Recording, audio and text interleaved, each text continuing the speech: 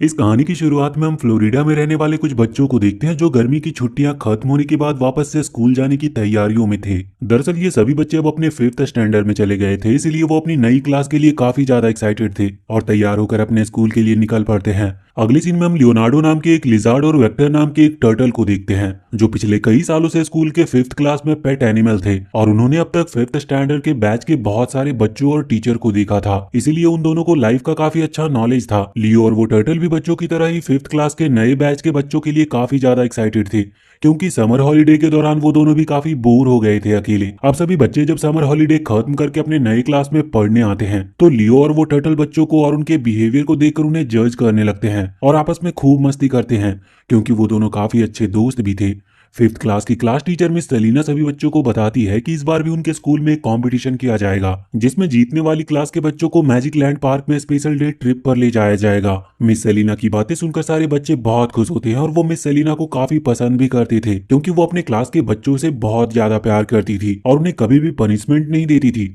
अब रात में जब पेरेंट्स मीटिंग में सभी बच्चों के पेरेंट स्कूल आते हैं तो सभी अपने में ही बिजी होते हैं। वहाँ स्कूल के प्रिंसिपल सारे पेरेंट्स को बताते हैं कि मिस सेलिना प्रेग्नेंट है, इसलिए वो कुछ महीनों की छुट्टी पर जा रही हैं और अब वो अपने बच्चे को जन्म देने के बाद ही वापस आएगी और उनकी गैर मौजूदगी में दूसरी टीचर जिसका नाम मैलकेन है वो बच्चों को पढ़ाएंगी। बच्चों के पेरेंट्स को प्रिंसिपल की ये बात बिल्कुल भी पसंद नहीं आती, क्योंकि उनके बच्चे मिस सेलिना को ही पसंद करते थे और उनके अलावा स्कूल में पढ़ाने आई सारी टीचर काफी ज्यादा स्ट्रिक्ट थी। पेरेंट्स मीटिंग के बाद जब दो पेरेंट्स लियो और टर्टल के एक्वेरियम के पास होते हैं तो आपस में बात करते हैं कि उनके हिसाब से लियो जल्द ही मरने वाला है, क्योंकि एक छिपकली की लाइफ सिर्फ 75 साल की होती है। लियो को पता नहीं था कि वो अभी कितने साल का है, इसीलिए वो अपनी पुरानी यादों की मदद से ये पता लगाने में कामयाब रहता है कि वो उस क्लासरूम में 1949 में आया था, लेकिन वो ये कैलकुलेट नहीं कर पा रहा था कि 1949 से अब तक यानी कि 2023 तक वो कितने साल का हो गया। वो कैलकुलेशन करके अपनी रियल एज का पता लगाने के लिए क्लासरूम में इमरजेंसी अलार्म प्रेस कर देता है, ताकि इमरजेंसी अलार्म से डरकर टीचर उसे और स्कूल के बाकी पेट एनिमल को स्कूल के ग्राउंड में ले जाए और वहां लियो दूसरे क्लास के पेट एनिमल से कैलकुलेट करा के अपने रियल एज का पता कर सके।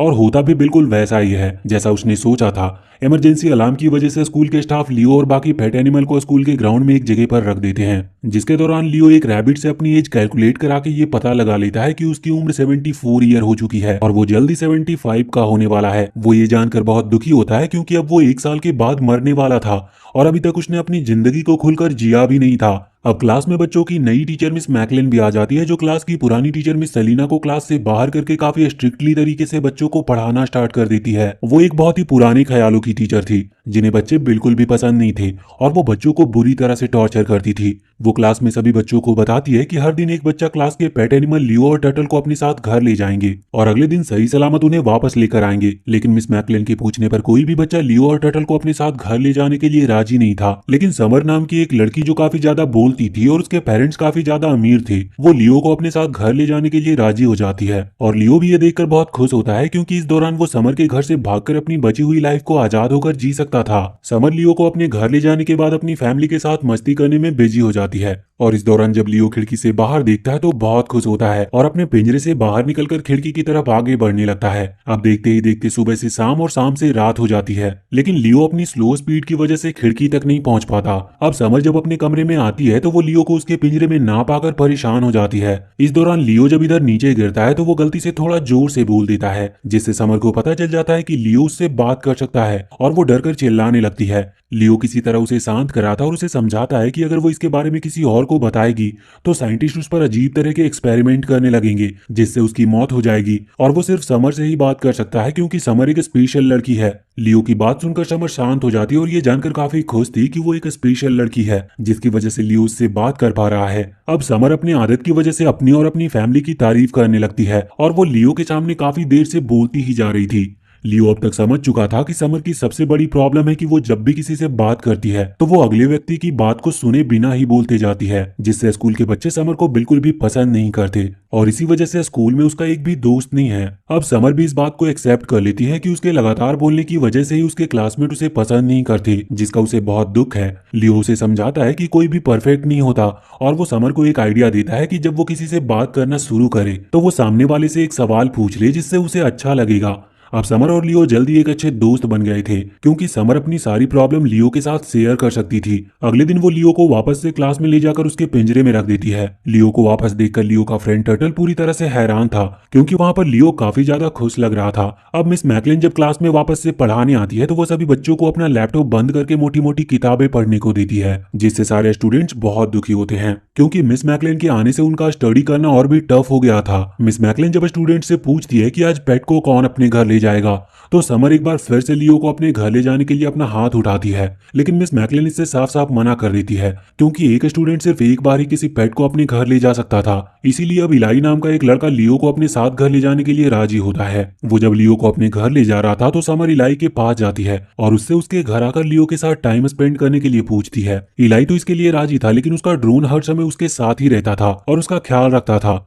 वो समर को इलाई से दूर कर देता और इलाई को मास्क लगाकर कार में बिठा देता है। दरअसल इलाई का ड्रोन काफी ज्यादा एडवांस था, जो हर समय इलाई के साथ ही रहता था और उसका ख्याल रखता था, लेकिन अब वो भी अपने ड्रोन से काफी ज्यादा तंग आ गया था। वो जब अपने घर पर होता है तो वहां पर भी उसका ड्रोन उसे हेलमेट और सेफ्टी सूट पहना कर रखता है, जिससे उसके घर आया उसका फ्रेंड ड्रोन से डरकर अपने घर वापस चला जाता है। मौका पाकर लियो किसी तरह इलाई के घर से भागने की कोशिश करता है, लेकिन वो ऐसा कर नहीं पाता और इस दौरान उसकी पूंछ भी कट जाती है। लेकिन इलाई का डॉग लियो की जान बचा लेता है, क्योंकि जब लियो इलाई के डॉग से बात कर रहा था तो वहां पर इलाई भी आ जाता है, जो लियो को अपने डॉग से बात करता हुआ देखकर पूरी तरह से हैरान था। अब इससे पहले कि इलाई इसके बारे में अपने पेरेंट्स को बताता या फिर इलाई का ड्रोन वहां पर आता, लियो किसी तरह उसे शांत कराता और उसे ये विश्वास दिलाता है कि वो उससे इसीलिए बातें कर पा रहा है क्योंकि वो एक बहुत स्पेशल लड़का है। इलाई ये जानकर बहुत खुश होता है और जल्दी वो दोनों एक अच्छे दोस्त बन जाते हैं। उससे बात करके लियो को पता चलता है कि इलाई अपने ड्रोन से बहुत प्यार करता है, लेकिन वो उसके एक्स्ट्रा सेफ्टी फ्रेंडली होने की वजह से काफी ज्यादा परेशान भी है और उस ड्रोन की वजह से ही वो बाकी बच्चों की तरह खुलकर जी नहीं पा रहा। इसीलिए लियो उसे एक आइडिया देता है कि वो अपने प्यारे ड्रोन को एक लेटर लिखे और उसे बताए कि किस प्रकार वो उसके एक्स्ट्रा फ्रेंडली होने की वजह से बहुत दुखी है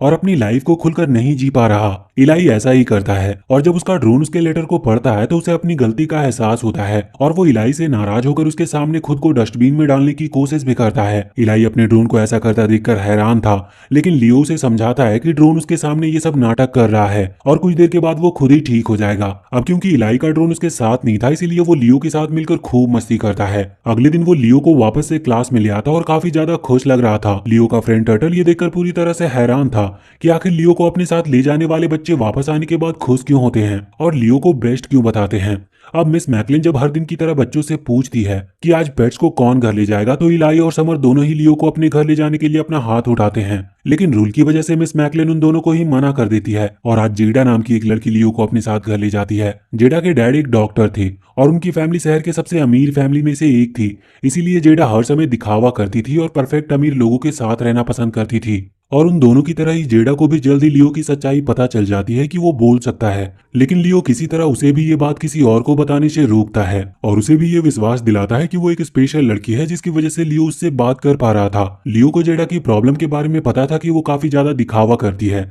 जिसकी वजह से लोग उसे पसंद नहीं करते और इसीलिए वो उसको दिखावा करने से मना करता और सभी से अच्छे से बात करने की कहता है ताकि लोग उसे पसंद करें। लियो की बात सुनकर जेडा को अपनी गलती का एहसास होता है और वो लियो से अपने बिहेवियर में बदलाव लाने का वादा करती है। लियो के कहने पर जेडा अपने स्कूल के सारे क्लासमेट को अपने बर्थडे पार्टी पर इनवाइट करती है और सभी से अच्छे से बात करती है, जिससे उसके क्लासमेट उसके इस बिहेवियर से बहुत खुश होते हैं। जेडा के डैड ने उसके बर्थडे को अच्छा बनाने के लिए बहुत से जानवरों को भी अपने घर पर लाया था ताकि उसके फ्रेंड्स और पार्टी में आए मेहमानों को अच्छा लगे। अब लियो जब पार्टी में लाए गए जानवरों से बात करता है तो उसे पता चलता है कि वो सभी काफी ज्यादा दुखी हैं और एक आजाद जिंदगी जीना चाहते हैं। लियो ये जानकर जेडा को किसी तरह सारे जानवरों को आजाद कराने के लिए राजी करा लेता है। अब जेडा जब अपने स्कूल फ्रेंड्स के साथ मिलकर किसी तरह सारे जानवरों को आजाद कर देती है और वो सभी जेडा के घर और गार्डन में इधर उधर भागने लगते हैं। जेडा और उसके फ्रेंड्स ये देखकर बहुत खुश होते हैं और वहां पर खूब एंजॉय करते हैं। बाकी जानवरों को वहां से भागते हुए देखकर लियो को एक आइडिया आता है और वो भी एक छोटे कद के हॉर्स की मदद से बबल पर बैठ के वहां से जंगल की तरफ जाने लगता है ताकि वो अपनी बची हुई जिंदगी आजादी से जी सके। लियो को गार्डन में ना पाकर जेडा और उसके फ्रेंड चारों तरफ लियो को ढूंढने लगते हैं क्योंकि वो लियो से बहुत प्यार करते थे। लियो जब जेडा और उसके फ्रेंड्स को अपने लिए परेशान होता हुआ देखता है तो वो चाहकर भी वहां से भाग नहीं पाता और वापस से बच्चों के पास आ जाता है। अगले दिन जेडा एक बार फिर से लियो को उसके पिंजरे में रख देती है और अब क्लास के सभी बच्चे लियो से बहुत प्यार करने लगे थे। लियो के फ्रेंड टर्टल को भी कुछ समझ नहीं आ रहा था कि आखिर बच्चे लियो को इतना पसंद क्यों कर रहे हैं। अब क्योंकि लियो ने क्लास के बहुत सारे बच्चों की प्रॉब्लम सॉल्व कर दिया था, इसीलिए वो खुशी से स्टडी कर रहे थे और उनकी एक्स्ट्रा एक्टिविटी भी काफी ज्यादा बढ़ गई थी, जिससे उनके पेरेंट्स और स्कूल के प्रिंसिपल पूरी तरह से हैरान थे और वो इन सब का क्रेडिट मिस मैकलिन को दे रहे थे। मिस मैकलिन भी ये देखकर पूरी तरह से हैरान थी और साथ ही काफी खुश भी थी, क्योंकि पहली बार प्रिंसिपल और पेरेंट्स उनकी तारीफ कर रहे थे। बच्चे स्कूल से घर जाने के पहले लियो को खाने के लिए बग्स और कीड़े देकर जाते थे और साथ ही उन्होंने लियो को कॉल से बात करने के लिए एक स्मार्टफोन भी दिया था। एक दिन लियो के फ्रेंड टर्टल को लियो की सच्चाई का पता चल जाता है कि वो रूल तोड़कर बच्चों से बात करता है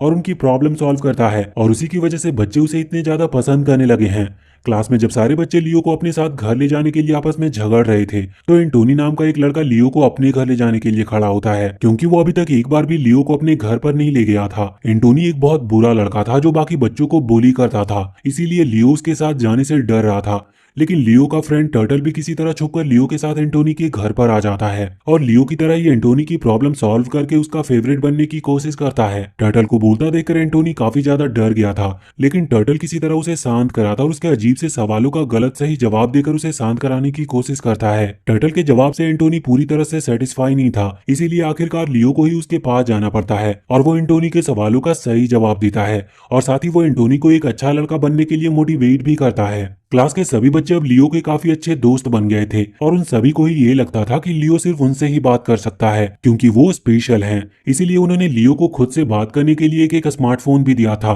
अब लियो के पास काफी सारे स्मार्टफोन हो गए थे और वो काफी मुश्किल से बच्चों से बात करके मैनेज करता था और किसी को पता नहीं चलने देना चाहता था कि वो सभी से बात करता है। अब वो कंपटीशन भी काफी करीब आ गया था, जिसकी तैयारी क्लास के सारे बच्चे कर रहे थे, क्योंकि लियो ने उन सभी को मोटिवेट किया था कि वो मिलकर इस कंपटीशन को जीत सकते हैं। टर्टल को लियो की ये खुशी पसंद नहीं आती और वो लियो की फोन से बात करते समय वीडियो बनाकर सभी को मोबाइल के ऊपर भेज देता है, जिससे सभी को पता चल जाता है कि लियो सिर्फ उनसे नहीं बल्कि सभी से बात करता है और उनमें से कोई भी बच्चा स्पेशल नहीं है। लियो बच्चों को समझाने की कोशिश करता है कि ऐसा करने के पीछे उसका कोई गलत इरादा नहीं था, बल्कि वो तो उनके लाइफ की प्रॉब्लम सॉल्व करके उन्हें खुश करना चाहता था। इस समय मिस मैकलिन भी क्लास में आ गई थी, जिसकी वजह से उन्हें भी पता चल जाता है कि लियो इंसानों से बात कर सकता है और उसके गाइडेंस से ही उनके क्लास के सारे बच्चे इतना बेहतरीन परफॉर्म कर रहे थे। अब क्लास से सभी बच्चों के जाने के बाद मिस मैकलिन खुद लियो के पास जाती है और उसे अपने साथ अपने घर पर ले आती है। मिस मैकलिन लियो से काफी ज्यादा गुस्सा थी, क्योंकि लियो ने उनके जाने के बाद उनके स्टूडेंट से बात की थी। मिस मैकलिन से कुछ देर बात करने से लियो को पता चल जाता है कि मिस मैकलिन अपनी लाइफ में पूरी तरह से अकेली है और उन्हें कोई भी प्यार नहीं करता, जिसकी वजह से वो ऐसी बन गई।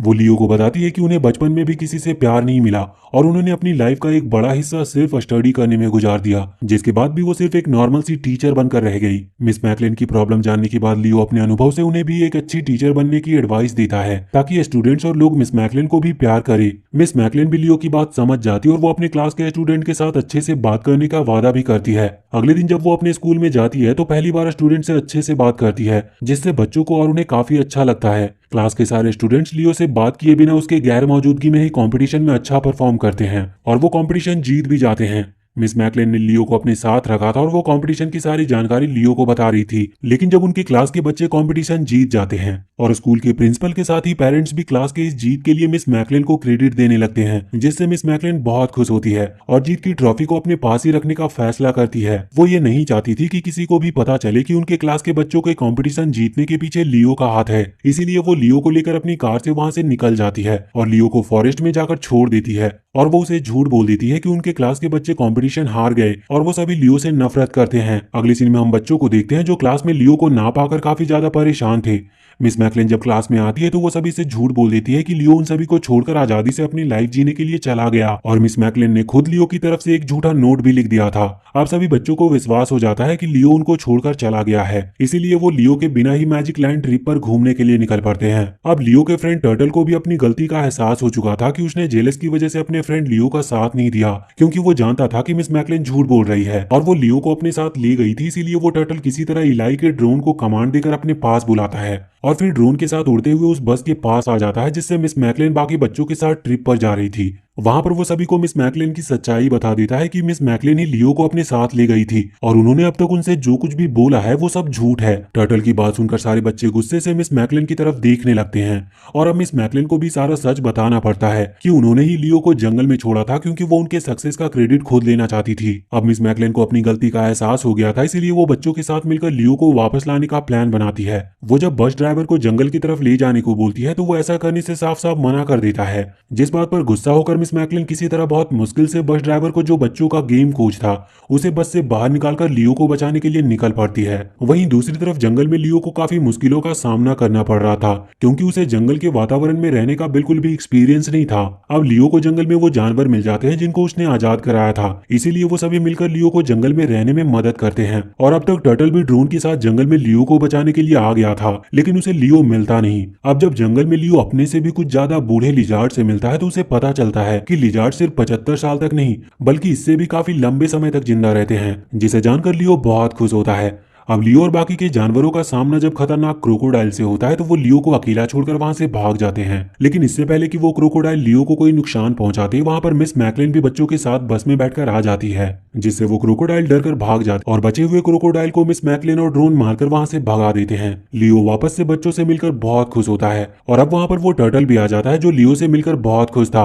और वो दोनों वापस से एक अच्छे दोस्त बन जाते हैं। और इसके बाद लियो और टर्टल वापस से क्लास में रहने लगते हैं और सभी बच्चे खुशी खुशी 5th स्टैंडर्ड को क्वालिफाई करते हैं। और इसी के साथ ये मूवी यहीं पर खत्म होती है।